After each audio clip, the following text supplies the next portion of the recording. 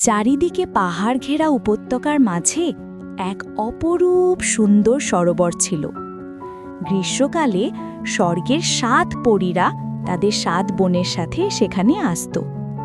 জনশূন্য সেই পরিবেশে তারা আনন্দ করত ৭ দিন, তারপর উড়ে যেত নিজের দেশে।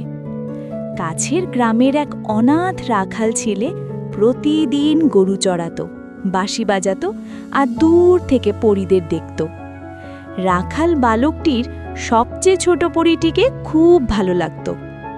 ৭ দিন শেষে যখন পরীরা স্বর্গে ফিরে যেতে প্রস্তুত, রাখাল সাহস করে ছোট পরীটির কাছে গিয়ে বলল, আমার বন্ধু করবে?